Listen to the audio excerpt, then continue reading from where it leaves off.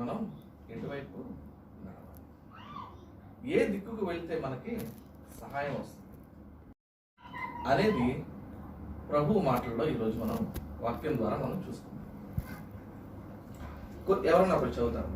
కొరింథీయులకు రాసిన 2వ పత్రిక 2వ అధ్యాయము 13వ వచనం. కొరింథీయులకు రాసిన 2వ పత్రిక 2వ అధ్యాయం 13వ వచనం. నా మనసులో నెమ్మది లేక వారి యొద్ద సెలవు తీసుకొని అక్కడి నుండి మాసిదోనియాకు బయలుదేరి. అపోస్తలుడైన పౌలు ఒక సంఘానికి వెళ్ళినప్పుడు అక్కడ తన శిష్యుడు తీతు అక్కడ ఉండడు అన్నమాట. తను చూడాలని ఎంతో ఆగ్రహంతో వెళ్తాడు. తీతు అక్కడ లేనప్పుడు తన హృదయంలో నెమ్మది కోరుకుంటాడు. ఆ నెమ్మది లేక అక్కడి నుంచి వెళ్ళిపోతాడు. ఈరోజు కూడా మనలో అనేక మందికి ఈ నెమ్మది చాలా కుదురుగా, సమాధానం లేదు. ఈ నెమ్మది లేకపోతే ఈ రెస్ట్కి బైబిల్లో చాలా అర్థాలు ఉన్నాయి. నెమ్మది అంటే స్వస్థత కూడా. అనారోగ్యంగా ఉంది అంటే మనలో సమాధానం ఉండదు. ఫైనాన్సెస్ లేవంటే సమాధానం ఉండదు. ఇంటికి వెళ్ళలేకపోతున్నాం, దూర ప్రాంతంలో అందరూ ఉన్నారు, ఇంటికి వెళ్ళలేకపోతాం, సమాధానం లేదు, నెమ్మది లేదు జీవితాలు, శాంతి లేదు జీవితాలు. ఇక్కడ పౌలు కూడా అదే అంటున్నాడు, నాలో నెమ్మది లేదు. సంఘానికి వెళ్ళినప్పుడు తన ప్రియమైన వారిని చూడలేకపోయాడు. తీతు అక్కడ లేడు.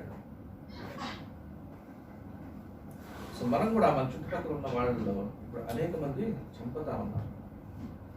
సో అది చూసి మనలో నెమ్మది లేదు. మన ఆత్మీయులు, మన స్నేహితులు, లేకపోతే మనతో పనిచేసేవాళ్ళు ఎవరైనా సరే, నిన్న కనపడ్డాడు, వాళ్ళు లేడు. నిన్న ఉంది, ఇవాళ లేదు. సో అందరికీ కావాల్సింది ఏంటంటే ఈ సమాధానం.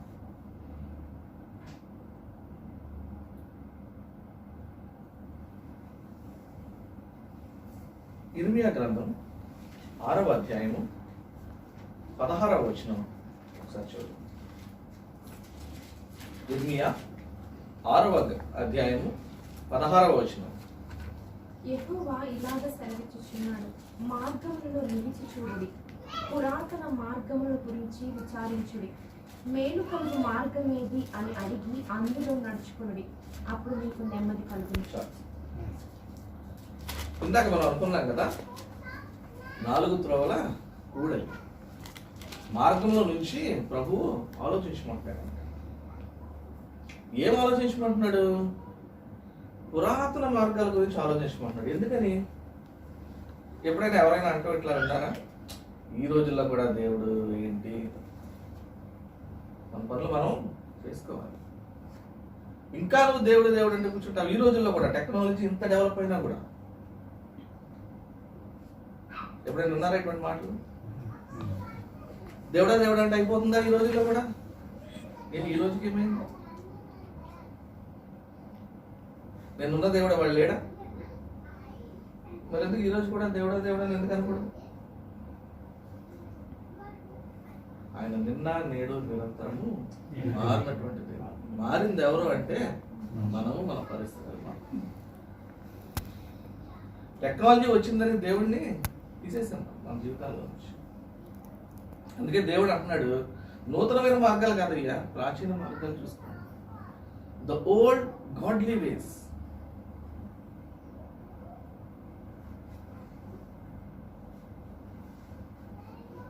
పురాతన కాలంలో దూర ప్రాంతాల్లో ఎవరైనా ఉంటే వెళ్ళి చూడలేము కదా. సో దేవుడు మొక్కుతా ఉండేవారు, వాళ్ళు ఎక్కడున్నా క్షేమంగా ఉండాలి. మనకి టెక్నాలజీ పెరిగింది కదా, ముఖాముఖ చూసి మాట్లాడుతున్నాం కదా, వీడు బాగానే ఉన్నాడు, వీడి గురించి సో మనకు దేవుడు అక్కర్లేదు. ఇండియాతో మాట్లాడతాం, అమెరికాలతో మాట్లాడతాం, బాగా మాట్లాడాడు నాతో. ఓకే, పురాతనమైన మార్గాలు, దేవుని మార్గాలు, అవి ఎన్నడూ మర్చిపో. అందులో నడిచినప్పుడు మాత్రమే నీ జీవితానికి, నా జీవితానికి విశ్రాంతి. నెమ్మది కలుగుతుంది. మన ఇష్టానుసారంగా వెళ్తే నెమ్మది లేదు. అక్కడ ఇశ్రాయేల్ జనాంగం అంటారు, మాకు ఈ త్రోవలు వద్దు అంటారు. కొంచెం ముందుగా మనం చదివితే, మాకు ఈ త్రోవలు వద్దు, మేము వేరే మార్గం పోతామంటారు ఇశ్రాయేల్. దేవుడు అంటున్నాడు, ఏదైతే మార్గాన్ని విడిచిపెట్టేసావో, ప్రాచీన మార్గం, ఏదైతే దేవుడిని నువ్వు కాదని అనుకుంటున్నావో ఆయన దగ్గరికి నువ్వు వస్తే ఆ ప్రాచీన మార్గాలలో నువ్వు నడిచినప్పుడు మాత్రమే నీకు నెమ్మది కలుగుతుంది, సమాధానం కలుగుతాం, లేకపోతే విశ్రాంతి దొరుకుతాం, స్వస్థత దొరుకుతాం.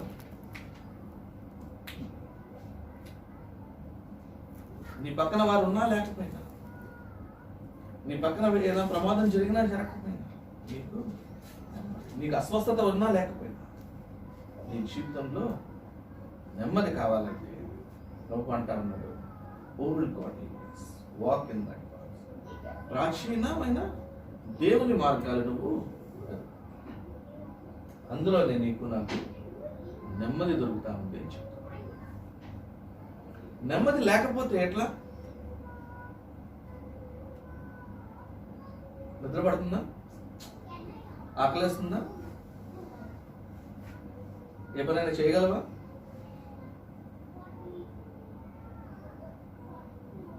కరోనా మొదలైన దగ్గర నుంచి అధికంగా నా దగ్గరకు వచ్చే పేషెంట్స్లో నేను వినే కంప్లైంట్స్ ఏంటంటే, నిద్ర పట్టట్లేదు, ఆకలేయట్లేదు. క్వారంటైన్లో ఉన్నాము, ఉన్నంత వరకు బాగానే ఉంది. క్వారంటైన్ నుంచి వచ్చిన తర్వాత నిద్ర పట్టట్లేదు. ఎందుకని? ఏమైంది? క్వారంటైన్ ఒక్కడే అయిపోయాడు, ఎవరిని కలుసుకునే పరిస్థితి లేదు. ఇప్పుడు ఆకలి ఇట్లా, మనసులో నెమ్మది లేదు. అందుకే జ్ఞానేశ్వర సొలొమోను అంటాడు, నీ జీవితానికి మంచిది ఏంటి? నీ రాబడితో నువ్వు సంతుష్టిగా ఉండి చక్కగా తిని పడుకుంటే ఆ రోజుకి అది చాలు. ఇప్పుడు ఆకలి ఇట్లా, నిద్ర పట్టట్లా, డబ్బులు ఉన్నా ఏం చేసుకున్నావు?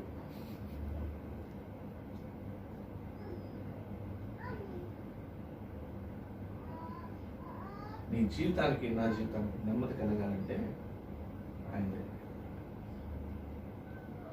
మనల్ని ఏ స్థితి నుంచి ఆయన ఈ స్థితికి నడిపించాడో అది మనం ఎప్పటికీ మర్చిపోతాం. ఇది మనకు ఆయన ఇచ్చిన ఒక గొప్ప ధన్యత. మనం ఈరోజు ఇలా కూర్చొని వాక్యం వింటున్నామంటే ఆయన మనకి ఇచ్చిన ధన్యత. ఇందులో ఎవరు గొప్పతనం లేవు, చదువుకున్న వారు చదువుకున్నట్టు ఏం లేదు. పేతురు ఏం చదువుకున్నాడు? జాలరు. శాస్త్రులు ఉన్నారు, పరిసయ్యులు ఉన్నారు, ఎవరు అక్కర్లేదు దేవుడికి. వాళ్ళందరూ ధర్మశాస్త్రాన్ని 10 సార్లు 11 సార్లు బాగా చదివిన వాళ్ళంతా. అపోస్తలుడైన పౌలుగా మారకముందు ఆయన ధర్మశాస్త్రాన్ని చదివేశాడు ఆయన మొత్తం. కానీ ఆయన దేవుడు అంటే ఎలా అనుకుంటున్నాడు? కానీ పేతురికి అర్థమైంది దేవుడు అంటే.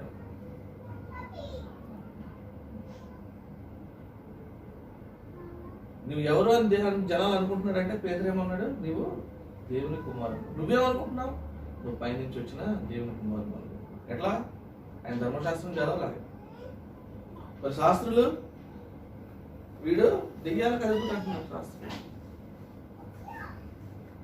ధర్మశాస్త్రం చదివేశారు, చేసుకుని చూసి ఆయన ఏమంటున్నారంటే ఈయన దెయ్యాలు కలుగుతారు, అందుకని దెయ్యాలు అనమాట.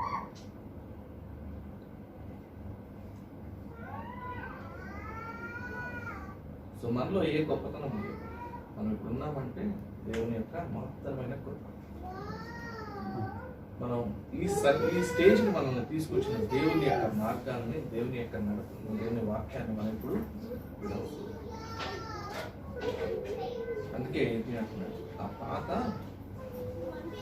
దేవుని మార్గాలను మీరు అనుసరించవచ్చు.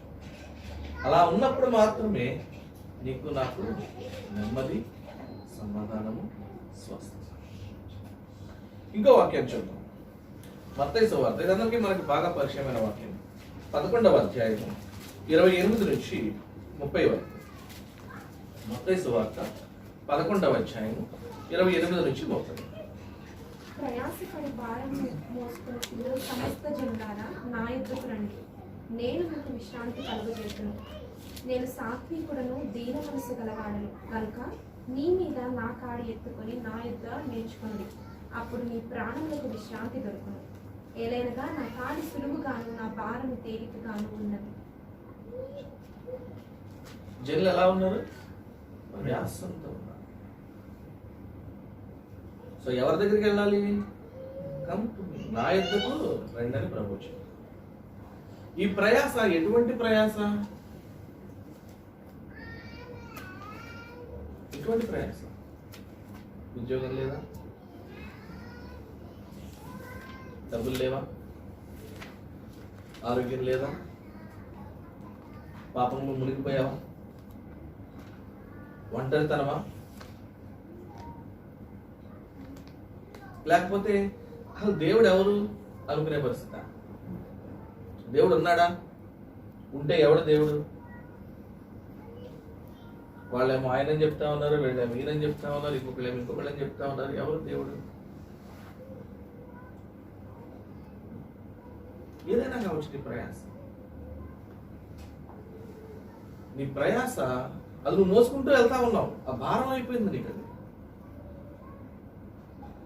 అది అంటాడు, దేవునికి ఇచ్చేసే, నా దగ్గరికి రా, నేను నీకు విశ్రాంతి కలిగజేస్తాను. నేను నీ శ్రమ తీసేస్తానని చెప్పట్లా దేవుడు. నా దగ్గరికి రండి, మీ శ్రమను తీసేస్తాను నేను ఎక్కడన్నా చెప్పాడా బైబిల్లో?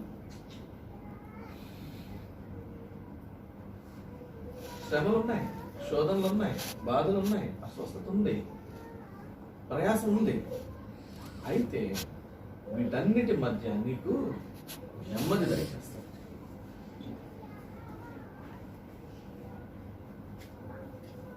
ఈ ప్రయాసం నువ్వు దేవునికి ఇచ్చినప్పుడు మాత్రం, దేవుని చెంతకు వెళ్ళినప్పుడు మాత్రం.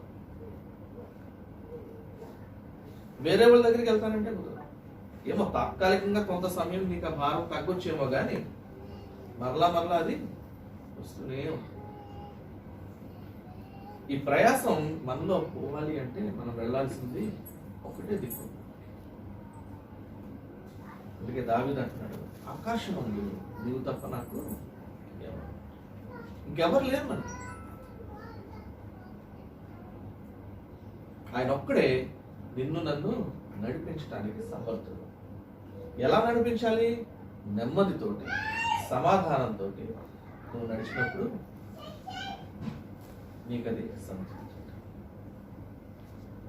ఇంకా ఏమంటున్నాడు? నా కాడి మోయ్యా, నాకు చాలా తేలిగ్గా ఉంటుందండి. కాడి తేలిక ఎట్లా అవుతుంది? అసలు కాడి అంటే ఏంటి?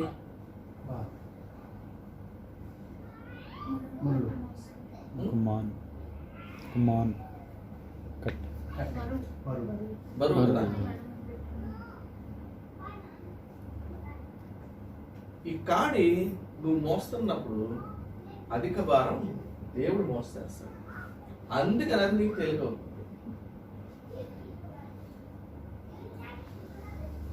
నీ కాడి నువ్వే మోసుకున్నావు అనుకో, అది తేలిక అవ్వదు. అది బరువు, నువ్వు మొయ్యలేకపోతున్నావు. అది అందుకనే దేవుడు ఇచ్చేయమంటాడు. అది పక్కన పడేసి నా కాడి మొయ్యి. ఎందుకంటే నేను ఆల్రెడీ మోస్తా ఉన్నాను, సగం భారం నా మీదే ఉంది. అది నీకు సగమే ఉంది, నీకు ఆ సగం నెమ్మది ఉంటుంది.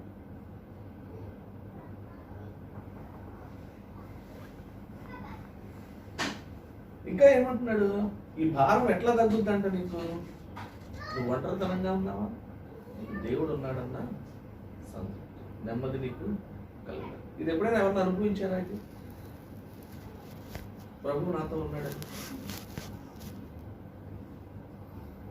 మనం ప్రభుత్వం నడుస్తా ఉంటుంటే మనకు తెలుస్తుంది ప్రభువు నాతో ఉన్నాడు, నేను ఒంటరిగా లేను.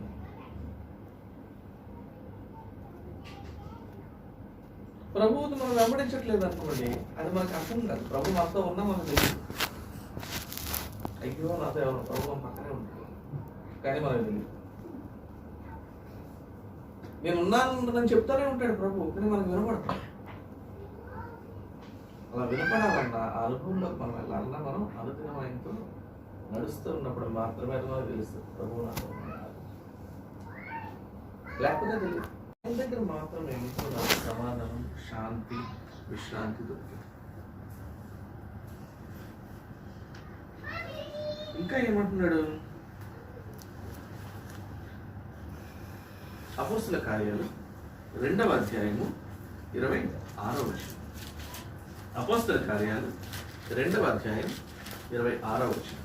కావున నా హృదయం ఉల్లసించెను, నా నాలుక ఆనందించెను, మరియు నా శరీరం కూడా నిరీక్షణ కలిగి నిలకడగా ఉంది. ఈ పైన మనం చూస్తే, ఈ వాక్యాన్ని కొంచెం పైన మనం చూస్తే, దేవుడు ఎప్పుడు నాతోనే ఉన్నాడు అని దావీదు చెప్తాం.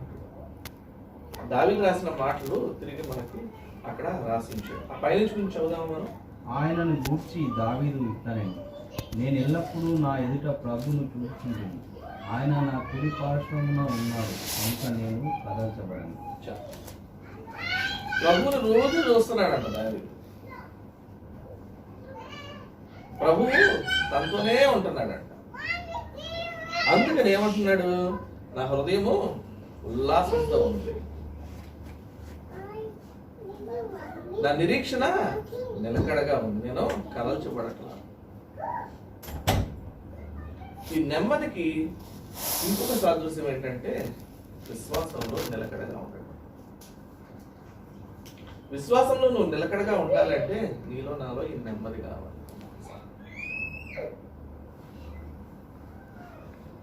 దావీదు అంటున్నాడు, నిరీక్షణలో నేను నిలకడగా ఉన్నాను. ఎందుకు? ప్రభు ఎల్లప్పుడూ నా కళ్ళ ముందే ఉన్నాడు.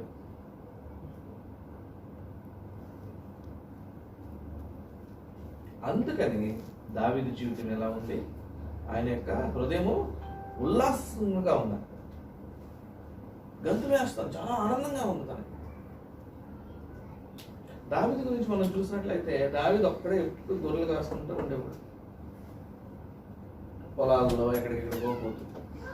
దావీదుకి ఎవడో తోడలేదట. కానీ దావీదు అంటున్నాడు, నా దేవుడు ఎల్లప్పుడూ నా ముందే ఉన్నాడు అయ్యా. యెషయా దగ్గరికి వెళ్ళి నీ కుమారులను పిలవమన్నప్పుడు దావీదును పిలవడు ఆయన.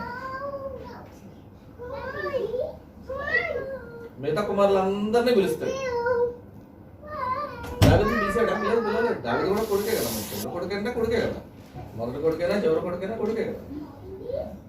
దావీదును పిలవడు ఆయన. యెషయా ప్రవక్త మళ్ళా అడుగుతాడు, ఇంకా ఎవరైనా కొడుకులు ఉన్నారా? అప్పుడు గుర్తొస్తాడు యెషయాకి, ఓ నాకు చెప్పులు కూడా ఒకటి ఉన్నాడు, అయ్యా 5 గొడవలు కాసుకుంటా ఉన్నాడు. ఇప్పుడు అప్పుడు దాకే మర్చిపోయాడు.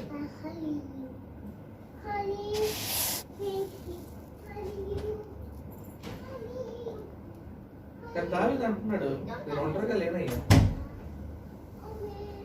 దేవుడు నాకు ఎప్పుడు నా ముందే ఉన్నాడు, నాకు కనపడతా ఉన్నాడు.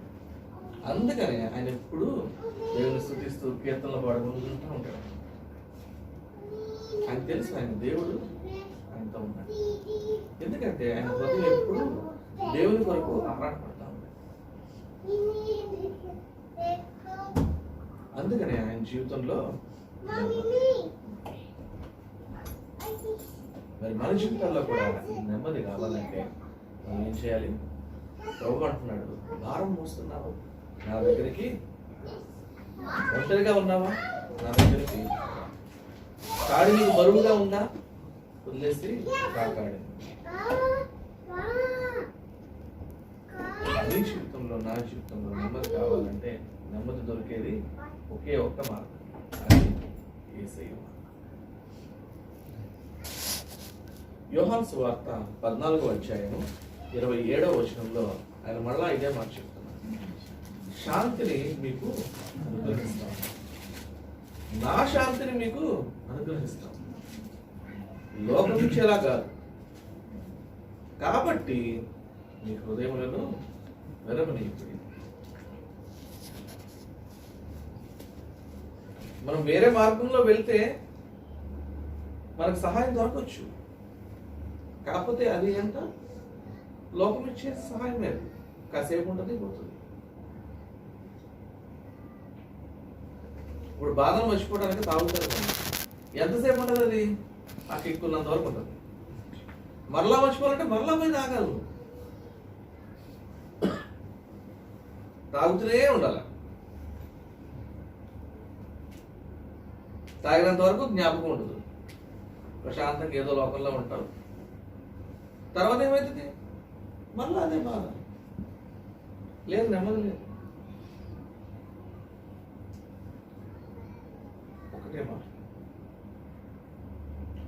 దేవుని చెంతకు మాత్రమే మనం వెళ్ళాలి. ఈ మార్గంలోనే నీకు శాంతి కానీ, సమాధానం కానీ, స్వస్థత. ఈ సమాధానం ఎలా ఉంటుందో తెలుసా? ఫిలిప్పీలకు రాసిన పత్రిక 4వ అధ్యాయము 6-7 వచనాలు. ఫిలిప్పీలకు రాసిన పత్రిక. చింతపడకుడి గాని ప్రతి విషయంలోనూ ప్రార్థన విజ్ఞాపనముల చేత కృతజ్ఞతాపూర్వకంగా మీ విన్నపములు దేవునికి తెలియజేయండి. అప్పుడు సమస్త జ్ఞానమునకు మించిన దేవుని సమాధానము యేసుక్రీస్తు వలన మీ హృదయములకును మీ తలంపులకును కావలి ఉంది. ఎలా ఉంటుందండి సమాధానం?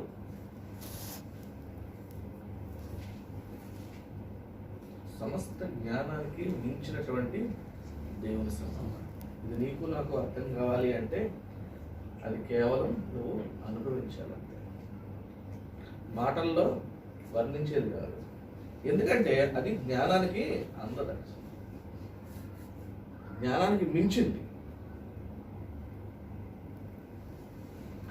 2015 లేకపోతే 16 చదువుకున్న వాళ్ళల్లో, బాగా ఎక్కువ చదువుకున్న వాళ్ళల్లో ఎంత జ్ఞానం ఉంటుంది అని ఒక సర్వే జరిగింది. ఇందులో అంటే ఒక్కొక్క డిపార్ట్మెంట్కి ఒక్కొక్కలా సర్వే జరిగింది. మెడికల్ డిపార్ట్మెంట్లో జరిగిన సర్వే, బాగా ఎక్కువ చదివినాడంటే బ్రెయిన్ గురించి చదివిన అతనికి దేవుని ఇచ్చిన జ్ఞానానికి బ్రెయిన్ గురించి ఇప్పటి వరకు, ఇంత టెక్నాలజీ పెరిగిన ఇప్పటి వరకు మనిషి తెలుసుకుంది 1%.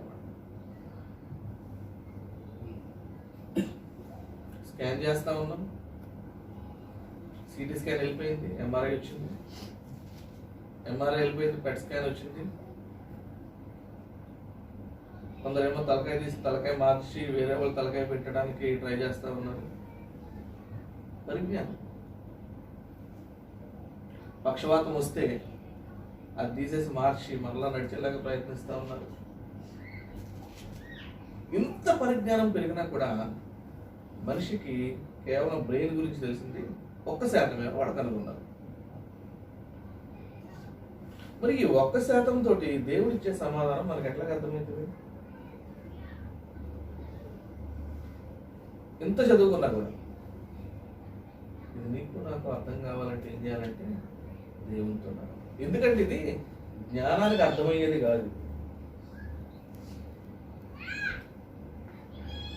నువ్వు నిద్ర పడతలేదా? డాక్టర్ దగ్గరికి వెళ్తే ఏం చేస్తాడు? నిద్ర మాత్రం పడుకోవడం. నీ నిద్ర పడకపోవడానికి కారణం ఏంటి? నీ సమస్య. సమస్య తీస్తే నిద్రపోయింది, నిద్ర వస్తుంది. సమస్య తీరదు కదా, ఆలోచనలు మారవు కదా, దాన్ని ఎట్లా కాపింది? నిద్ర మార్పిస్తే పడుకుంటాం కాసేపు, మరలా పొద్దున్న లేస్తాం, మరలా ఆలోచనలు మొదలవుతాయి, మరలా టెన్షన్స్ మొదలవుతాయి, మరలా ప్రాబ్లమ్స్ మొదలవుతాయి. అంతే. అయితే దేవుని సమాధానం, దేవుడి ఇచ్చే సమాధానం నీకు నాకు కావాలి అంటే ఆయన చేతి బాగుండాలి. ఇది జ్ఞానంతో సంపాదించుకునేది కాదు. జ్ఞానం ఈ సమాధానం సమస్త జ్ఞానానికి మించినటువంటి అధికమైనటువంటి సమాధానం. నీ విశ్వాసంలో నువ్వు నిలకడగా ఉంటావు, కదల్చబడవు.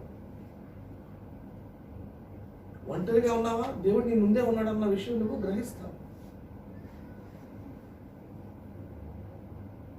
ప్రభు నిన్ను నన్ను ఈ స్థాయికి తీసుకుని వచ్చిన ఆ యొక్క శ్రమను మనం మర్చిపో. నీకు సమాధానం కావాలంటే, నీ జీవితంలో నిలకడ కావాలి, నెమ్మది కావాలంటే ప్రభు అంటున్నాడు నా దగ్గర. ఆయన దగ్గరికి వెళ్ళినప్పుడు మాత్రమే మనకి సమాధానం. పరిశుద్ధాత్మ దేవుడు మనందరికీ సమాధానంతో నడుచుకోవడానికి, దేవుని మార్గాలను విడవకుండా దేవునితోనే నడుచుకోవడానికి అందరికీ సహాయం చేయాలి.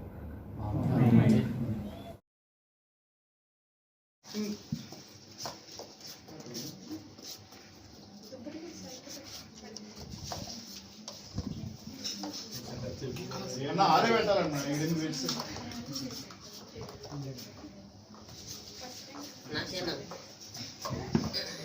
మెల్ల పోతుంది.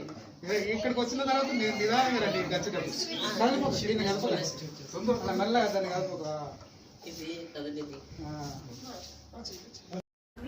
అందుకే నాకు ఈ జీవితం నాకు క్రైస్తవుడిగా నేను ఉన్నాను అనుకుంటాను. ఇంకా కొన్ని నేను అనుకుంటాను, కొన్నిసార్లు నేను కొన్ని సంవత్సరాలుగా నేను ఈ చర్చ్లో ఉన్నాను, నేను లేకపోతే ఈ సంఘంలో నేను ఉన్నాను, లేకపోతే నేను ఇలా సేవ చేస్తాను, లేకపోతే ఇంకా ఎన్నో మనము మనసులో పెట్టుకొని వాటన్నిటి మీద మనం గొప్ప అయిపోతూ మనల్ని పొగుడుకుంటూ నేను ఒక క్రైస్తవుడిగా నేను అందుకే ఉన్నాను అని చెప్పి మనం పొగడవచ్చు. అది కాదు అని చెప్పి దేవుని వాక్యం చదివిస్తుంది. కేవలం మన క్రైస్తవ జీవితం బిగిన్ అయ్యేది దేవుని కృప ద్వారానే, కృప వల్లనే. ఆ కృప ఎలా అని చూద్దాం మనం. తీతుకు పత్రికలోని, తీతుకు రాసిన పత్రిక 2వ అధ్యాయం 11వ వచనం ఒకసారి చూస్తాం. ఏలయనగా సమస్త మనుషులకు రక్షణకరమైన దేవుని కృప ప్రత్యక్షమై, ఏలయనగా సమస్త మనుషులకు రక్షణకరమైన దేవుని కృప ప్రత్యక్షమైంది. కృప ప్రత్యక్షమైంది. ఏ రూపంలో ప్రత్యక్షమైంది?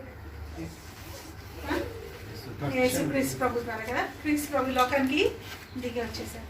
నీకోసం నా కోసం కృప ప్రత్యక్షమైంది. నీకు ఆ కృప దొరికిందా?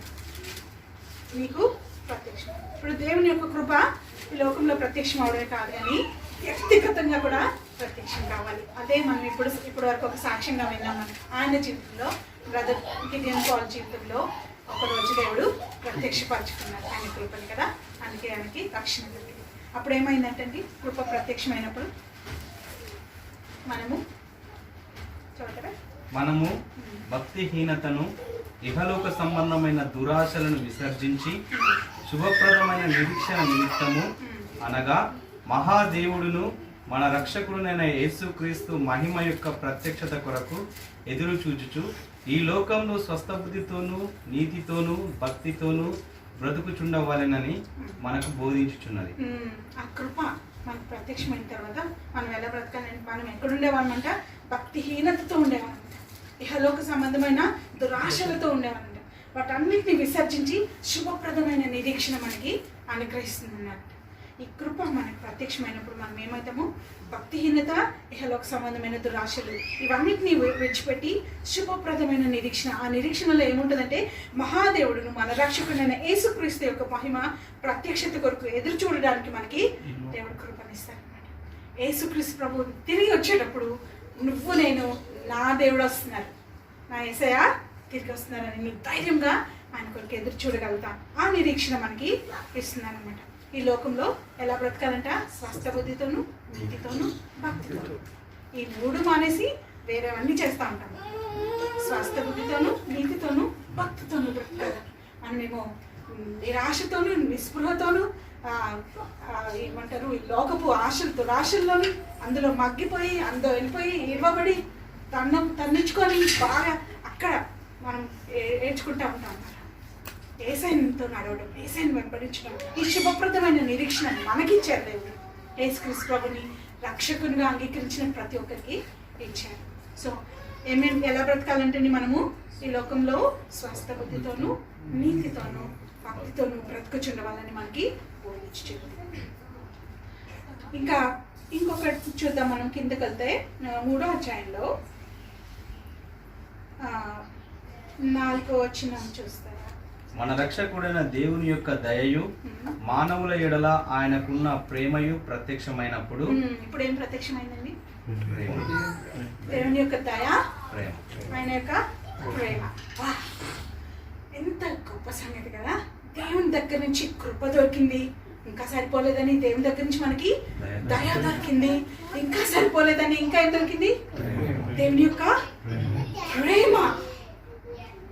మనుషులు అల్లాడిపోతున్నారు ప్రేమ కోసం. ఈ ప్రేమ ఎక్కడ దొరుకుతుందా అని ఎంతో మంది ద్వేషించబడుతున్నామనే ఒక కృంగిపోతున్నారు.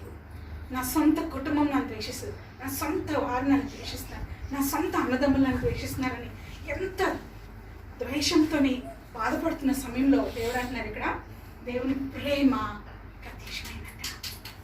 యేసుక్రీస్తు ప్రభు రూపంలో దేవుని ప్రేమ ప్రత్యక్షమైంది. నిన్ను ప్రేమిస్తున్న యేసయ్య, నిన్ను కోరుకుంటున్న యేసయ్య ఈ లోకానికి దిగి వచ్చారు. నిన్ను కోరుకొని వచ్చారు ఈ లోకానికి. శ్రమ అయినా పర్లేదని కోరుకున్నారు, సిల్వ శ్రమ అయినా పర్లేదని కోరుకున్నారు, మరణమైనా పర్లేదని కోరుకున్నారు, నిన్ను అవమానమైన పర్లేదని నిన్ను కోరుకున్నారు యేసయ్య. కోరుకొని ఆయన ప్రేమ నీకు ప్రత్యక్షం చేస్తున్నారు. ఆ ప్రత్యక్షత నీకు దొరికిందా? ఒకవేళ దొరికితే నువ్వు నిర్లక్ష్య పెడుతున్నావా? దేవుని ప్రేమ, దేవుని యొక్క దయ, ఇంకోటి ఏంటంటే మానవుడి ఎడల ఆయనకున్న ప్రేమ. దేవుని ప్రేమ నీకు ప్రత్యక్షం చేస్తున్నారు. ఇప్పుడు ఏం చేయాలంటే మనము కింద చదువుతామా? మనము నీతిని అనుసరించి చేసిన క్రియల మూలముగా కాక తన కనికరము చొప్పుననే పునర్జన్మ సంబంధమైన స్నానము ద్వారాను పరిశుద్ధాత్మ మనకు నూతన స్వభావం కలుగజేయడం ద్వారాను మనలను రక్షించెను. ప్రేమ ప్రత్యక్షమే ఏం చేశారండి? మనల్ని రక్షించిన ప్రేమ, నిన్ను రక్షించే గొప్ప ప్రేమ. ఈ ప్రేమ ఎక్కడ కూరుకుపోయినా, ఎందులో ఇరుక్కుపోయినా, ఏ గోతులో పడిపోయినా, ఎలాంటి పాపపు కూపంలో బురదలో పొర్లుతున్నా నిన్ను రక్షించగలిగిన ప్రేమ ఈ యేసుక్రీస్తు యొక్క ప్రేమ. ఆయన అంటారు, నువ్వు చేసిన క్రియల వల్ల కాదయ్యా, నువ్వు చేసిన నీతి క్రియలు ఎందుకు పనికిరావు, కానీ తన కనికరం చొప్పున పునర్జన్మ సంబంధమైన స్నానం ద్వారా, పరిశుద్ధాత్మను మనకు అనుగ్రహించడం ద్వారా, నూతన స్వభావం మనకు కలిగేయడం ద్వారా నన్ను రక్షించిన ప్రేమ. ఈ ప్రేమ నువ్వు పొందుకున్నావా? ఈ ప్రేమ నువ్వు నీ సొంతం చేసుకున్నావా? నాకు ఇది నాది, నా యేసయ్య నాది. ఎవరన్నారండి అది? నా ప్రభువా, నా దేవా అని అన్నారు ఆయన. ఎవరు? ఒక శిష్యుడు. అప్పటి వరకు ఆయనతోనే జీవిస్తూ ఉన్నాడు, యేసయ్యతోనే. ఈయన ఒక మామూలు ఏదో అనుకున్నాడు, అది చేస్తున్నారు కానీ తెలియలేదు. రోజు యేసుక్రీస్తు ప్రభు తిరిగి లేచి వచ్చిన తర్వాత, ఇంకో తొమరా చూడయ్యా, గాయాలు చూడు, నేనే యేసునని తెలుసుకో అనగానే, ఆ మాట చెప్పగానే ఆయన రియలైజ్ అయింది. ఎందుకు తెలుసా? నా ప్రభువా, నా దేవా. ఈరోజు నువ్వు ఆ మాట చెప్పగలవా?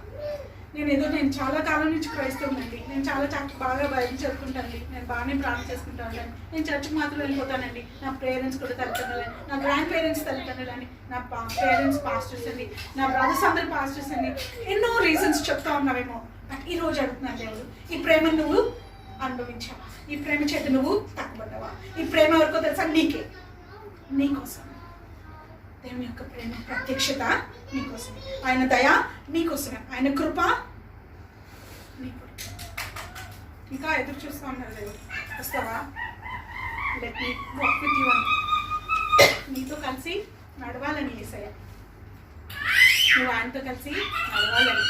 అంతేగాని మన సొంత ఆలోచనలు కుంగిపోయి, కృషించిపోయి, కింద పడిపోయి, మనం నలిగిపోయి, మన సొంత ప్లాన్లతోని వాటితో కాదు. యేసయ్య నేను కోరుకుంటున్నారు, ఆయన ప్రేమ నీ కొరికే, ఆయన ప్రేమ ప్రత్యక్షమైందట. ఎంత మంచి దేవుడు! ఆయన ప్రేమించడమే కాకుండా నీకు ప్రత్యక్షతని ఇచ్చే దేవుడు. సో ఆ ప్రత్యక్షతలో ఏం చేస్తున్నారు? మనల్ని రక్షించారు. తర్వాత ఏమో మనకి ఫస్ట్ గిఫ్ట్ అంటే రక్షణ. మనకి రక్షణ గిఫ్ట్ అని ఎక్కడ నేర్చుకున్నాం మనము? ఎఫెసీ 2:8 నేర్చుకున్నాం. ఏం నేర్చుకున్నామంటే విశ్వాసం ద్వారా కృపచేతనే మనము రక్షించబడ్డామని, అది మన క్రియల వలన కలిగినది కాదు, అది దేవుని వరమే అని నేర్చుకున్నాం. దేవుని వరం అంటే గాడ్స్ గిఫ్ట్ కదా, ఫస్ట్ గిఫ్ట్. మనం రక్షణ పొందాము అంటే అది గాడ్స్ గిఫ్ట్ అనమాట, మనది కాదు. ఇమీడియట్గా రక్షణ పొందిన బిడ్డలకి ఇవ్వబడిన ఇంకొక గిఫ్ట్ ఉంది. ఎవరైనా చెప్తారా? ఆమేన్. పరిశుద్ధాత్మ దేవుడు కదా. అది ఎక్కడుంది ఆ వాక్యం? పరిశుద్ధాత్మ అనివారము సో మనకి 2 గిఫ్ట్స్, రక్షణ, పరిశుద్ధాత్మ. పరిశుద్ధాత్మ దేవుడు ఏం చేస్తారు మనకి? ఆయన మీద ఆధారపడుతూ ఉన్నప్పుడు మనల్ని మళ్ళీ మళ్ళీ కడిగేసి శుద్ధి చేస్తూనే ఉంటారు.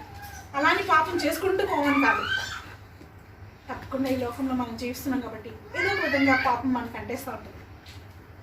నువ్వు ఆల్రెడీ కడగబడ్డావు కానీ నీకు అంటుతూ ఉంటుంది. అలా అని వెంటనే కృంగిపోయి ఇంక అయిపోయింది, నా పని అయిపోయింది, నేను పాపం చేస్తాను, నేను ఇంకా దేవుని దగ్గరికి వెళ్ళడానికి లేదు, అలా అనుకోవడానికి లేదు. ఇమ్మీడియట్గా ఏసై దగ్గరికి వచ్చి మళ్ళీ క్షమించమని అడగాలి. ఏసై వెంటనే మళ్ళీ కడుగుతారండి. పరిశుద్ధాత్మ దేవుడు కడగడం, నేను మళ్ళీ ముందుకు తీసుకెళ్ళడం, నిన్ను వాష్ చేయడం, తీసుకెళ్ళడం, నేను పరిశుద్ధపరచడం, తీసుకెళ్ళడం, నేను నూతనపరచడం, తీసుకెళ్ళడం, నీకు బలం ఇవ్వడం, తీసుకెళ్ళడం. ఇది పరిశుద్ధాత్మ దేవుడు ఇచ్చిన పని. రక్షింపబడిన ప్రతి ఒక్కరికి ఏమన్నారు? ఎవరున్నారండి లోపల? పరిశుద్ధాత్మ దేవుడు. అందుకే దేవుని వాక్యం ఉంటుంది, నువ్వు పరిశుద్ధాత్మకి ఆలయమై ఉన్నావు. నువ్వు పరిశుద్ధాత్మకి నివాసిస్తావు, పరిశుద్ధాత్మకి ఆలయం. సో ఈరోజు ఎవరైనా ఒకవేళ మీ ప్రేమ చేత తాకబడలేకపోతే, ఒకవేళ వెనక్కి జారిపోయి ఉంటే, ఒకవేళ నిర్లక్ష్య పెడతా ఉంటే దేవుని సన్నిధిని, ఒకవేళ దేవుని ప్రేమని పర్సనల్గా అనుభవించలేకపోతే, ఇందాకే అన్నారు కదా శిరీష్ అంట అనుభవించకపోతే అర్థం అవుతుంది. చాలా టెక్నాలజీతో తెలుసుకునే విషయాలు కాదు ఇవి, చదువుతో తెలుసుకునే విషయాలు కాదు ఇవి, నీ సొంత జీవితంలో అనుభవించగలిగిన విషయాలు ఇవి. ఎవరైనా సరే, అందుకే నేను ఇందాక అది పేతురుని పాల్ని ఎగ్జాంపుల్ చూపిస్తే, పాల్ చాలా చదువుకున్నాడు, పేతురు ఏమీ చదువుకోలేదు, కానీ దేవుని ప్రత్యక్షత పేతురుకు దొరికింది. సో ఈరోజు ఏం చదువుకోలేకపోయినా, లేకపోతే నేను తగను అనుకున్నా కూడా దేవుడు నీకు ఆ ప్రత్యక్షతని ఇస్తాను. నువ్వు ఎప్పుడైతే తగ్గించుకున్నావు, దేవా నాకు నీ ప్రత్యక్షత కావాలి, నీ ప్రేమ నాకు కావాలి, నా సొంతం అయిపోవాలి, నేను నీ సొంతం నాయన అని ఈరోజు మనం దేవుని చెప్తాం. దేవా నేను నీ సొంతమై ఉంటాను, నువ్వు నా సొంతం కావాలి. థ్యాంక్ యూ లార్డ్, నాకు కృపను ప్రత్యక్షపరిచారు. ఇంకా దేవుని యొక్క దయ ప్రత్యక్షమైంది. ఇంకోటి దేవుని ప్రేమ. దేవునికి వందనాలు. ప్రార్థన చేసుకుందాం. ఏ యోగ్యత లేని, ఎన్నిక లేని, గడ్డిపోస కంటే హీనమైన నన్ను మీ మధ్యలో నడిపించిన దేవాది దేవునికి వందనం స్తోత్రం చెల్లిస్తున్నాను. యోగ్యుడిని కాను, చెప్పడానికి కూడా ఏ అర్హత లేని నన్ను ఇక్కడ నడిపించినందుకు యేసయ్యకి దేవునికి స్తోత్రం చెల్లిస్తున్నాను. పేరు గిడియన్ పాల్. ఇంతకుముందు నా పేరు గంగాధర్. గిడియన్ పాల్గా దేవుడు పిలుచుకొని ఆయన నామంలో రక్షించిన విధానానికి దేవునికి స్తోత్రం చెల్లిస్తున్నాను. ఖతర్లో 11 సంవత్సరాలు అవుతుంది వచ్చి, రక్షింపబడి 3 సంవత్సరాలు కాలేదు, ఇంకా 2.5 సంవత్సరాలు కావస్తుంది. నేను 2005 సంవత్సరంలో వివాహం చేసుకున్నాను. నా భార్య క్రైస్తవురాలు, నేను ఒక హైందవుని.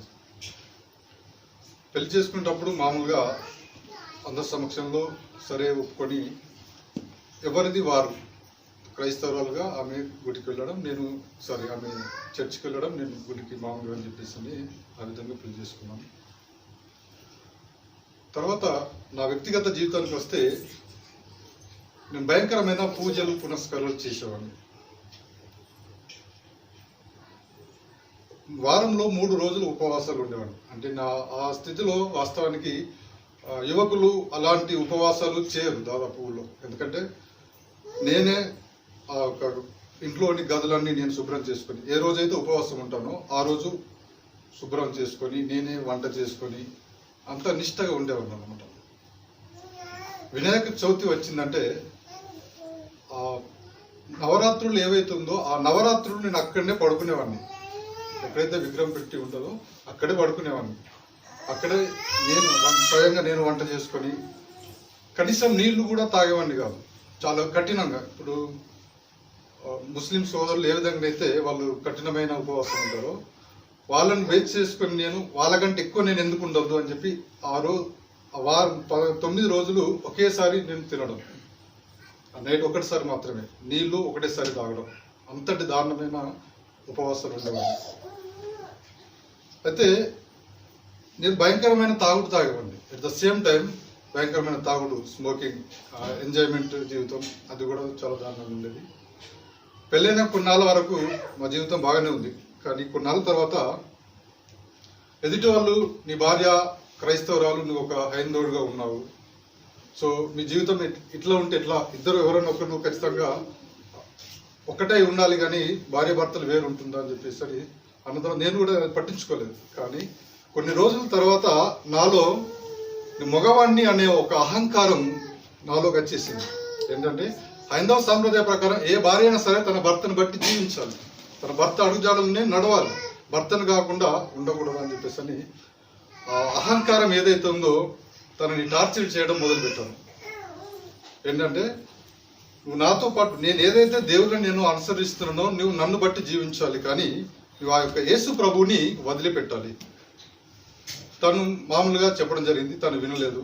రోజులు గడుస్తున్నాయి. ఒకరోజు ఏం చేశానంటే, మాకు దగ్గరలో గోదావరి ఉంటుంది. ఎందుకంటే హైందవులుగా గోదావరి అనేది చాలా పవిత్రమైనది. అక్కడికి తీసుకువెళ్ళాను. తనని తీసుకువెళ్ళి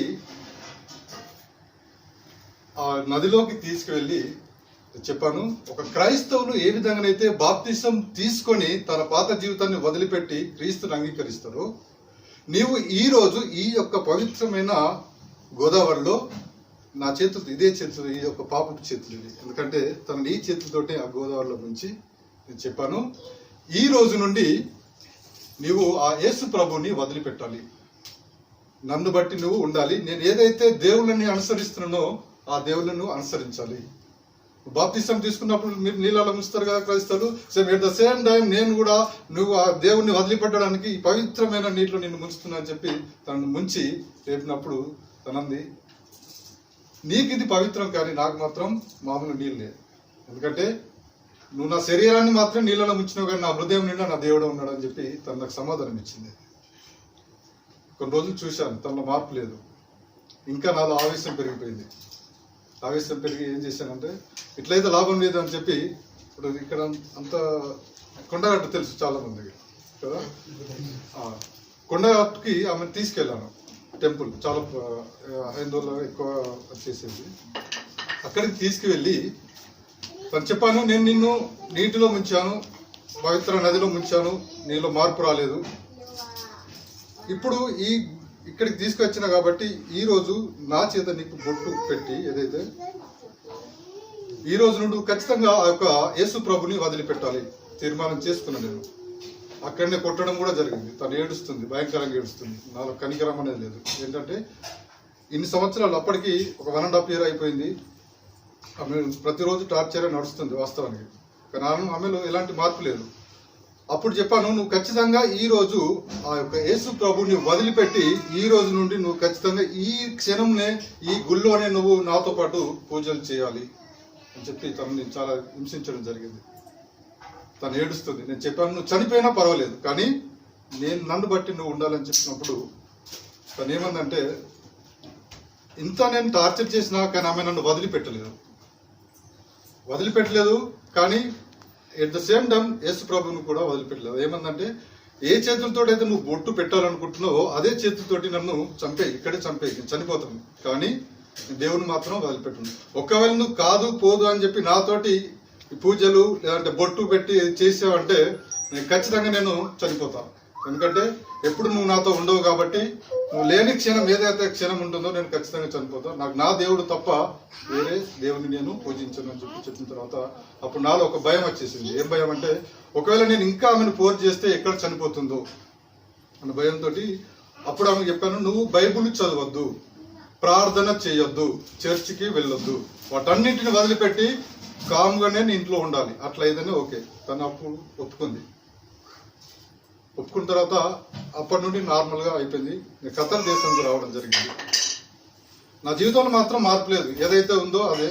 ఇటుకి వచ్చిన తర్వాత కూడా భయంకరమైన తాగడం, సినిమాలు, సిగరెట్స్, స్మోకింగ్, నా జీవితం ఏదంటే ఒక విచ్చలవిడి జీవితంలాగా అయిపోయింది వాస్తవానికి. తర్వాత కొన్ని నాళ్ళకి అంటే 3 సంవత్సరాల కిందట, అంటే ప్రతి సమ్మర్ హాలిడేస్లో పిల్లల్ని భార్యను తీసుకొని వచ్చేవాడిని ఖతర్కి. ఎందుకంటే పిల్లలు స్కూల్ కాబట్టి సమ్మర్ హాలిడేస్ సమయంలో ఇక్కడ తీసుకొచ్చేవాడిని. 1-2 months 3 months వరకు ఉంచుకొని మళ్ళీ పంపించేవాడిని. అయితే ఈ తాగుడు ఇదంతా నా భయంకరమైన ఈ జీవితం బట్టి నా శరీరం అనేది సహకరించకుండా అయిపోయింది. నా కుటుంబంని ఖత్తర్ దేశం తీసుకొచ్చిన తర్వాత ఒక 3 రోజుల తర్వాత సివరింగ్ అనేది స్టార్ట్ అయిపోయింది. ఈ గుండె మంట, ఈ ఛాతీ మంట. ఎట్లా అంటే నాకు మరణం అనేది నేను మరణిస్తున్నా అనే ఒక భావన. నాకు బీపీ పెరిగిపోయింది, హై బీపీ పెరిగిపోయింది. బీపీ ఎంత అంటే 180/110 బీపీ పెరిగిపోయింది. నన్ను మా స్టాఫ్ ఏం చేశారంటే, మా ఫ్రెండ్స్ కొలీగ్స్ డైరెక్ట్ వాళ్ళు నన్ను హాస్పిటల్కి తీసుకెళ్లారు. ఎందుకంటే నాకు అసలు ఏం జరుగుతుందో తెలియని పరిస్థితిలో ఉన్నాను. డాక్టర్ చెక్ చేశారు, ఈసీజీ అంతా చెక్ చేశారు, మామూలుగా మెడిసిన్ ఇచ్చారు. నేను అనుకున్నది గ్యాస్ ఏమో అని చెప్పేసి వాళ్ళు కూడా చెక్ చేశారు. దానికి వాళ్ళు ఏమన్నా అంటే, నువ్వు దీని అబ్జర్వేషన్లో మేము పెడుతున్నామని చెప్పి నన్ను మళ్ళీ పంపించేశారు. వాళ్ళు వచ్చిన తర్వాత నాకు ఇలా జరగడం అనేది చాలా దారుణం. చాలా ఏడుస్తున్నాను నేను. ఎందుకంటే 1 రోజు 2 రోజులు కాదు, వారం రోజులు గడుస్తున్న బాడీ సివరింగ్, బీపీ అనేది కంట్రోల్ కావట్లేదు. అప్పుడు నేను అనుకున్నా, అసలు ఏంది నా పరిస్థితి, నా పిల్లలు ఫ్యామిలీ వచ్చిన తర్వాత ఇంత దారుణమైన పరిస్థితి ఎందుకంటే వాళ్ళు రాకుండా ఉంటే నేను ఏమైనా కానీ పర్వాలేదు. ఎందుకంటే ఫ్రెండ్స్, కంపెనీ ఎవరో నాకు ఏమైనా సరే వాళ్ళు ఏదో చేస్తుంది. పిల్లలు వీళ్ళందరినీ కాదని నేను ఏం చేయాలని చెప్పి చాలా అంటే చాలా ఏడ్చాను నేను. ఏడ్చిన తర్వాత నేను మా భార్యకు ఆమెకు చెప్పాను, నా ఏటీఎం కార్డ్స్, బ్యాంక్ డీటెయిల్స్, ఇక్కడ ఉండే పరిస్థితులు, మా ఫ్రెండ్స్ ఎంతమంది ఉందో వాళ్ళకి ఫోన్ చేసి, నాకు మీ ఒక సహాయం అవసరం పడుతుంది, ఏ సమయంలో సహాయం పడుతుందో నాకు తెలియదు, కానీ ఆ సమయంలో మాత్రం మీరు నాకు సహాయం చేయాలి. అంటే నువ్వు ఎందుకు ఇప్పుడు ఇట్లా మాట్లాడుతున్నావు అంటే, లేదు నాకు కావాలి అని, ఫ్యామిలీ ఉంది కదా దాన్ని బట్టి నేను చెప్తున్నాను అన్నప్పుడు, నువ్వు దేని గురించి బాధపడద్దు, మేము ఉన్నాం కదా అని చెప్పి అన్నప్పుడు, అప్పుడు నేను అనుకున్న సహాయం ఏంటంటే, ఒకవేళ నేను మరణిస్తే నా కుటుంబంని వాళ్ళు ఇండియాకు పంపించాలి. ఎందుకంటే ఇక్కడ ఉన్న పరిస్థితి తెలుసు అందరికీ ఎంత దారుణంగా ఉంటుందో. సో ఆమెకు ఏటీఎంస్ ఇచ్చాను, ఏటీఎం అన్ని నెంబర్లు ఇచ్చాను, అక్కడ ఉన్న బ్యాంక్ డీటెయిల్స్ కానీ అన్నీ ఆమెకు చెప్తున్నాను. తను ఏడుస్తుంది, నువ్వు ఎందుకు ఇవన్నీ నాకు చెప్తున్నావు, ఇప్పుడు ఏమైనా అవసరం ఉంటే నువ్వే కదా ఇచ్చేది అంటే. నా ఇంటెన్షన్ నాకు తెలుసు, నేను ఎప్పుడు మరణిస్తానో తెలియని పరిస్థితి అయిపోయింది నాకు. తనకి ఇచ్చేసాను. ఇచ్చిన తర్వాత ఒకరోజు ఆఫీస్కి వెళ్ళిన తర్వాత మామూలుగా మెయిల్స్ ఓపెన్ చేస్తే, మామూలుగా నేను మెయిల్స్ చెక్ చేసినప్పుడు జీమెయిల్లో ఒక మెయిల్ వచ్చింది. యెషయా గ్రంథం 12:2 నుండి, నువ్వెందుకు భయపడుచున్నావు, నేను నీకు తోడై ఉన్నాను. నువ్వెందుకు భయపడుచున్నావు అన్న సంగతి నాకు మాత్రమే తెలుసు. నా బాధ ఏంటో నాకు మాత్రమే తెలుసు. నా భార్య కూడా నేను చెప్పట్లేదు, నా ఫ్రెండ్స్ కూడా నేను చెప్పట్లేదు. నేను ఎప్పుడు మరణిస్తాను, నా పరిస్థితి దారుణంగా ఉంది, నిద్రపోవట్లేదు, ఆ యొక్క దడ అనేది, బీపీ అనేది పెరిగిపోతుంది, ఆఫీస్కి వెళ్తున్నా కానీ పని చేయట్లేదు, ఆ స్థితిలో అతి దారుణమైన స్థితిలో ఉన్నాను. ఆ మెయిల్ చూసిన తర్వాత నాకు ఆశ్చర్యపోయాను. ఏంటంటే, నేను భయపడుతున్నాను, నేను మరణించబోతున్నాన్న సంగతి నాకు మాత్రమే తెలుసు, వేరెవరికి తెలియదు. ఈ మెయిల్ నన్ను గురించి రావడం ఏంటంటే నేను చాలా ఆశ్చర్యపోయాను. నేను మామూలుగా అనుకున్నాను అంటే, మామూలుగా ఎన్నో మెయిల్స్ వస్తాయి కదా, అందరూ ఇది ఒకట్లే అనుకున్నాను. అంటే అప్పటి వరకు నేను దాన్ని గ్రహించలేదు. ఆ రోజు నేను ఇంటికి వెళ్ళేసరికి మా భార్య ఏం చేస్తుందంటే, ఆమె యూట్యూబ్లో వీడియో చూస్తుంది, ఒక దైవ సేవకుని యొక్క మాటల మెసేజ్ వింటుంది. ఆ సేవకుడు చెప్తున్న మాట ఏంటంటే, నువ్వెందుకు భయపడుచున్నావు, నేను నిన్నే పిలుస్తున్నాను, నేను నీకు తోడై ఉన్నాను. అక్కడ కూడా ఆ వాక్యం చెప్తున్నా, నాకు తెలియకుండా నేను ఏడుస్తున్నాను. ఎందుకు ఏడుస్తున్నా అంటే, ఆ భయం ఏంటో నాకు మాత్రమే తెలుసు. ఆమె వీడియో చూస్తుంది కానీ నాకు తెలియకుండానే ఏడ్చేస్తున్నాను. ఏడ్చేస్తూ ఆ మంచం బెడ్ పైన కూర్చొని నేను నాకు తెలియకుండానే కిందకి వచ్చేసి మోకాలు వేసాను. నేను దేవుని స్తోత్రం, హల్లెలూయా. తెలియకుండానే మోకాలు వేసి ఏడుస్తున్నాను. ఆమె ఏమైంది అని చెప్పేసి అంటే, నాకు తెలుసు, నా అంతరంగంలో నా బాధ నాకు తెలుసు. తర్వాత ఒక 2-3 రోజుల తర్వాత మళ్ళీ నేను ఆ బాధ, భయం ఇదంతా, అసలు ఏంది బతికేంది, అసలు ఏంది, ఒక్కసారి నేను చనిపోయినా ఏ ప్రాబ్లం ఉండదు అని చెప్పి నాలో నేను ఏడుస్తున్నాను. ఆ రోజు కళలో ఒక కళ, మామూలుగా కళ, నేను పడుకుని ఉన్నాను, నా శరీరం చుట్టూ కప్పలు, పాములు, తేళ్ళు. ఒక పాము చూస్తేనే మనం దడుచుకుంటాం కదా, అట్లాంటి నా శరీరం చుట్టూ పాములు. అతి దారుణమైన పరిస్థితి, శ్వాస రావట్లేదు నైట్. ఎంత దారుణం అంటే, నేను అనుకుంటున్నా మరణం అనేది బహుశా ఇలాగే ఉంటుందేమో, మరణించేటప్పుడు ఎట్లా ఉంటుంది అని చెప్పేసి అని. నాకు శ్వాస రావట్లేదు, అసలుకే రావట్లేదు, శ్వాస రావట్లేదు. నేను చనిపోతున్నా అన్న ఒక మరణం అనేది నా కళ్ళలో నాకు కనిపిస్తుంది. నిజంగా నేను కాళ్ళు చేతులు ఇట్లా చనిపోయేటప్పుడు చాలామంది ఇప్పుడు మందు తాగో లేదంటే చనిపోయేటప్పుడు కాళ్ళు చేతులు కొట్టుకుంటారు కదా, ఆ విధంగా అయిపోయింది నా పరిస్థితి. నిజంగా అట్లా అయిపోయింది. అప్పుడు ఒక స్వరం నాకు వినిపిస్తుంది, నేనే నిజమైన దేవుడిని, నీవు నన్ను నమ్మిన ఎడల నేను నిన్ను రక్షించదను. ఒక స్వరం చర్చి కనిపిస్తుంది, నువ్వు నమ్ము, ఈ క్షణం నువ్వు నన్ను దేవుడిగా అంగీకరించిన ఎడల నీకు రక్షణ అని చెప్పి ఆ యొక్క స్వరం వినిపించినప్పుడు గట్టిగా కేకలేసి ప్రభువా నేను నమ్ముచున్నాను, ప్రభువా నేను నమ్ముచున్నాను కేకలేసిన తర్వాత ఒక్క క్షణం నా శరీరం పట్టిన కప్పలు పాములు తేళ్ళు అన్నీ వెళ్ళిపోయినాయి. దేవునికి స్తోత్రం చెల్లిస్తున్నాను. ఆ క్షణంలో ఫ్రీ అయిపోయి ఏడుస్తున్నాను, నాకు తెలియకుండానే ఏడుస్తున్నాను. భార్యను లేచి వైఫ్ని లేపి చెప్తున్నాను ఇట్లా అయిందని చెప్పి ఆమె కూడా ఏడుస్తుంది. ఆ క్షణంలో ఆమెకు నేను చెప్పిన మాట ఏంటంటే, నా కోసం ప్రార్థన చేయు. దేవుని స్తోత్రం. ఏ నోటితోడైతే నువ్వు ప్రార్థన చేయొద్దు అని చెప్పినో అదే నోటితో ప్రార్థన చేయమని ఆమెను కోరినప్పుడు ఆమె భయంకరంగా ఏడవడం మొదలుపెట్టింది. ఎందుకంటే ఏ నోటితోటైతే నువ్వు చర్చికి వెళ్ళొద్దు, బైబిల్ చదవద్దు, ప్రార్థన చేయొద్దు అని చెప్పినప్పుడు నా కోసం నువ్వు ప్రార్థన చేయనప్పుడు ఆమె ఏడ్చి ప్రార్థన చేసింది. అదే నోటితో రేపు మనం చర్చికి వెళ్తున్నామని నేనే మళ్ళీ ఆమెను నెక్స్ట్ డే గురువారం రోజు జరిగింది ఈ సంఘటన. శుక్రవారం రోజు చర్చ్ ఎక్కడ ఉంటుందో నాకు తెలియదు. తమిళ్ మా ఫ్రెండ్ ఉన్నాడు ఒక అతను, నా కొలీగ్. ఇమీడియట్లీ ఆయనకు ఫోన్ చేశాను, తమ్ముడు చర్చికి వెళ్ళాలి, తెలుగు చర్చ్ ఎక్కడ ఉంటుందో నాకు తెలియదు. ఏందన్నా నువ్వు చర్చికి ఏందని? లేదు తమ్ముడు నేను చర్చికి వెళ్ళాను, ప్లీజ్ తీసుకెళ్ళు అని చెప్పేసి అని ఎర్లీ మార్నింగ్ లేచి ఆయనకు ఫోన్ చేసి ఫస్ట్ టైం చర్చికి వెళ్ళాను. స్తోత్రం. ఆ రోజు దేవుని యొక్క వాక్యం ఇప్పటి వరకు డాక్టర్ గారు చెప్పిన వాక్యం ఏదైతుందో, ప్రయాసపడి భారం మోస్తున్న సమస్త జనులారా నా యుద్ధకు రండి. చర్చిలో అడుగు పెట్టిన క్షణం నుండి, ఆరాధన క్షణం నుండి భయంకరంగా ఏడుస్తూనే ఉన్నాను. ఎందుకు ఏడుస్తున్నానో నాకు తెలియదు. ఏడుస్తూనే ఉన్నాను. అప్పుడు ఆ సేవకుడు ఆ యొక్క వాక్యం, ప్రయాసపడి భారం వస్తున్న సమస్త జనులారా నా యుద్ధకు రండి అన్న ఒక వాక్యము చెప్పినప్పుడు ఆ ఏడుపు అనేది నాకు ఇంకా ఎక్కువ అయిపోయింది. చర్చిలో ఉన్నంతసేపు ఏడుస్తూనే ఉన్నాను. తర్వాత ఇంటికి వచ్చాను. ఇంటికి వచ్చిన తర్వాత అప్పుడు ఆ యొక్క వాక్యం ద్వారా ఆ సేవకుడు చెప్పినప్పుడు నేను ఆమెను పెట్టిన ఆ హింసలు, ఆమెను పెట్టిన ఆ టార్చరు, ఆమె నా వలన అనుభవించిన అనుభవం ఏదైతుందో అదంతా తలుచుకొని భయంకరంగా ఏడ్చాను. అప్పుడు నేను అనుకున్నాను, ఒకవేళ నేను మరణిస్తే యేసు ప్రభు నామంలో నేను మరణించాలని ఆ రోజు నేను తీర్మానం చేసుకున్నాను. దేవుని స్తోత్రం చేస్తున్నాను. ఎందుకంటే ఆమెను అంత హింసించాను. నా మనోనేత్రాలు అనేటివి తెరవబడ్డాయి నిజమైన దేవుడిని. ఎందుకంటే నేను మరణంలో ఉన్నప్పుడు నేను అన్ని పూజలు పునస్కారాలు ఇవన్నీ చేశాను కదా, మరి ఏ ఒక్క దేవుడు నేను పూజించిన ఏ ఒక్క దేవుడు నా దగ్గరికి ఎందుకు రాలేదు, ఎందుకు రక్షించాలి?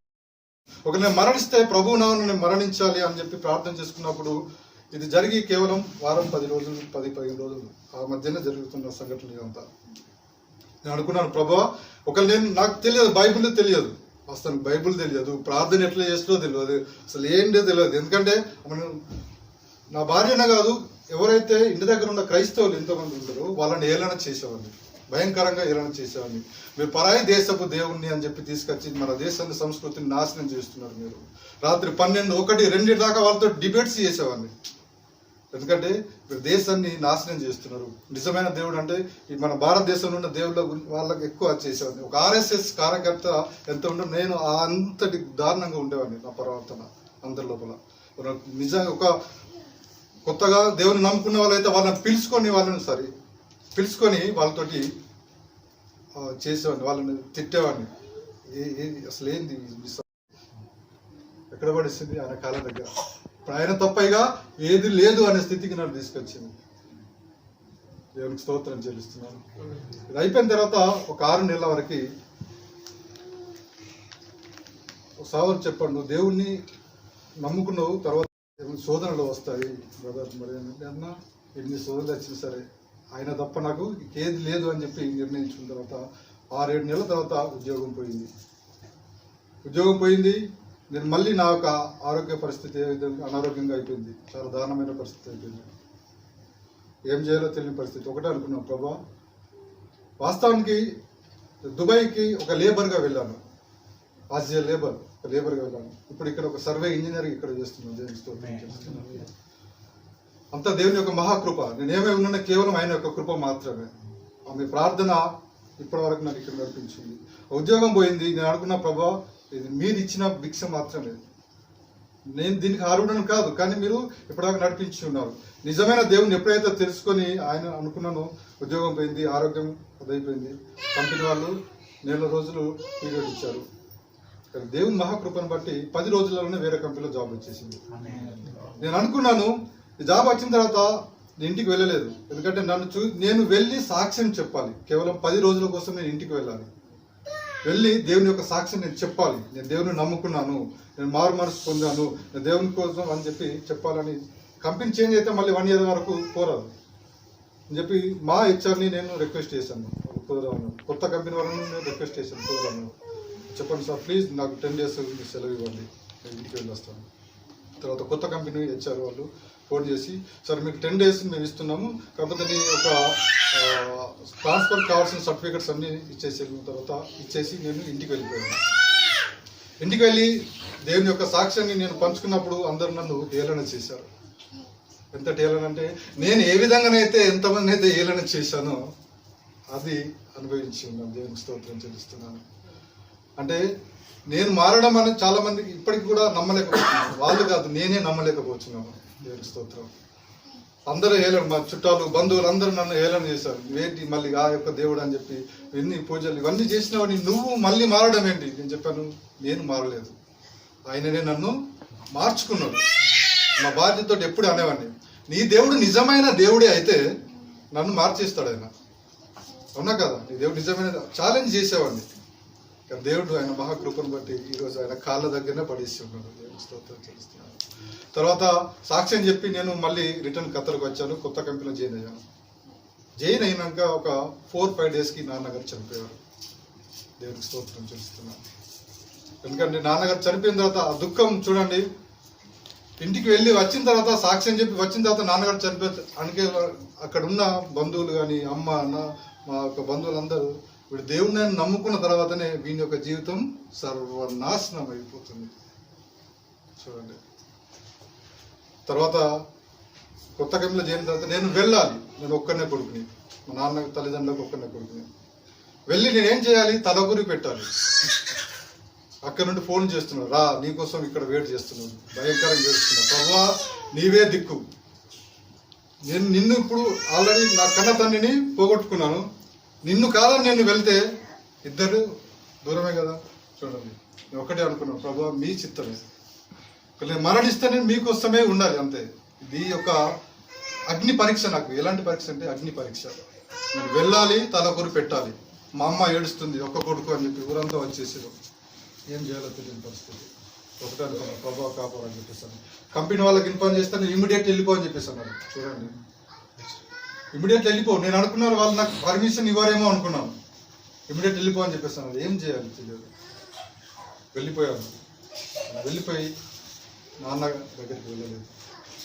హైదరాబాద్లోనే 3 రోజులు నేను స్టే చేశాను. దేవునికి స్తోత్రం చేస్తున్నాను. ప్రభా అనుకున్నాను, ప్రభా నా చనిపోయిన తండ్రి దగ్గర నేను వెళ్ళి నా తల్లిని నేను బాధ పెట్టలేను, మీరే నాకు మార్గం చూపించండి. ఎందుకంటే నేను వెళ్ళినంటే చూడండి కన్న తల్లి ముందు తలగోరి పెట్టను అని చెప్పండి లోకులు కాకులు అనేక విధాలుగా చేసేస్తారు, అవునా కదా.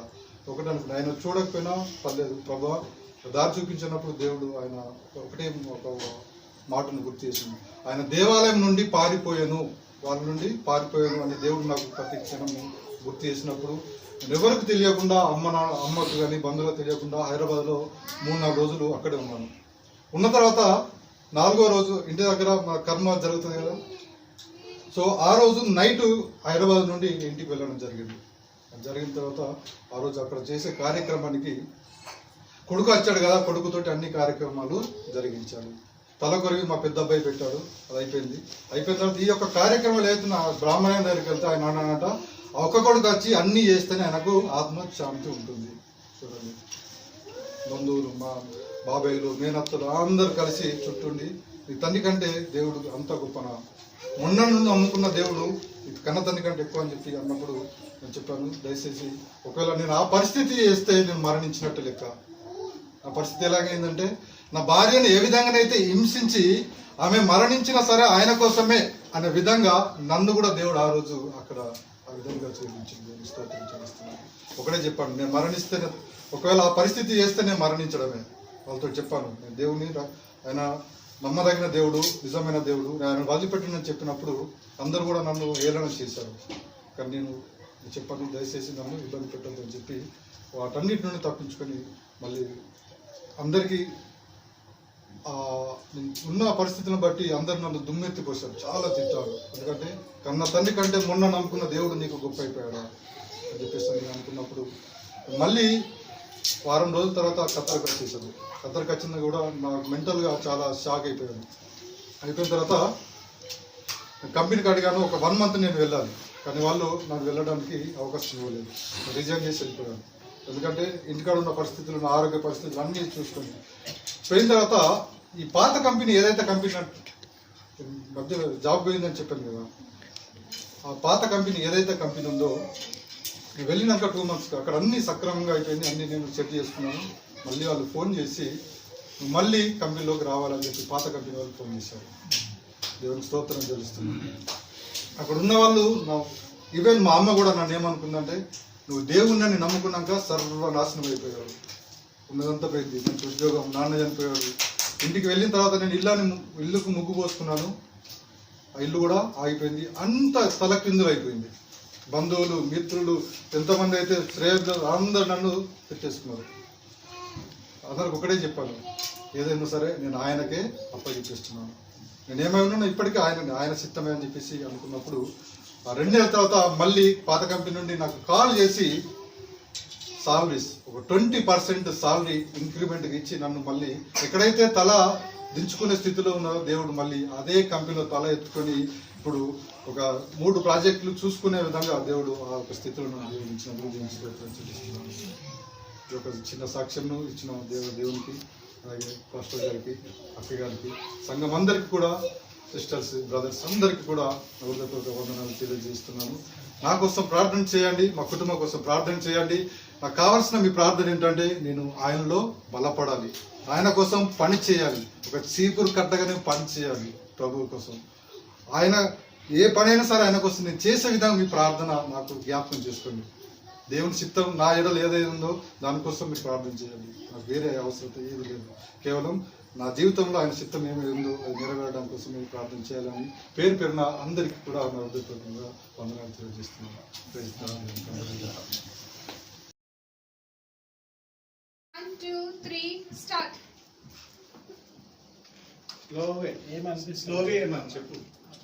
స్లోగా వేయండి, కొంచెం అణిచిపెట్టి వేయండి. అణిచిపెట్టండి.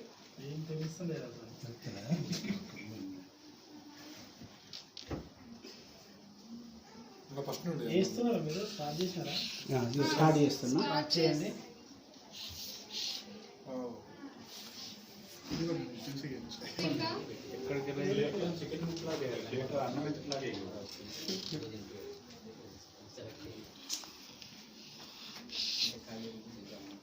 ఇంకా 1 minute ఉంది.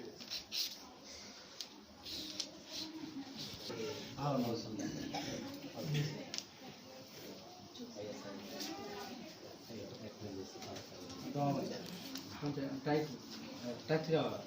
మళ్ళీ ఒకసారి